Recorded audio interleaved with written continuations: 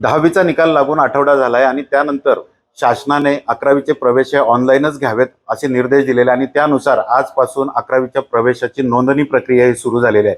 मात्र पहिल्याच दिवशी शिक्षण मंडळाची वेबसाईट क्रॅश झाल्यामुळे या ठिकाणी मोठा गोंधळ उडत आहे आणि पहिल्याच दिवशी 11वीची ऑनलाईन प्रक्रिया ही वादात सापडली। आपल्यासोबत असे पालक आहेत की जे या ठिकाणी 11वीचा प्रवेश घेण्यासाठी, तुम्ही कशासाठी आलात? ऍडमिशनसाठी। काय प्रॉब्लेम आहे आता? साईट बंद आहे। किती वेळ झाला तुम्हाला इथे? 1 तास झाला। काय सांगितलं कॉलेजकडनं? साईट क्रॅश आहे।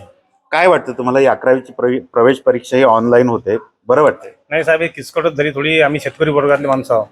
आता या ऍडमिशनसाठी आम्हाला परत आजचा चक्कर मारून की परत याच कामात डबल यायला लागेल। ते जर ऑफलाईन जर असली होती तर आज एका चक्रात काम झालं असतं। तुम्ही कशासाठी आलात? मी 11वीचे ऍडमिशन करतात आलो मुलीला घेऊन। किती वेळ झाला इथे? 1-1.5 तास आता काय सांगण्यात आलं कॉलेजकडे? हेच की बा क्रॅश झालेली आहे म्हणून।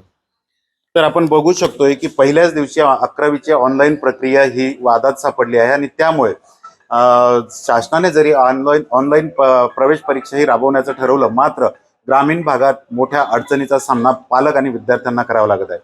कॅमेरामन शांताराम सह डॉक्टर संजय महाजन, एबीपी माझा, बुलढाणा। एबीपी माझा, उघडा डोळे बघा नीट।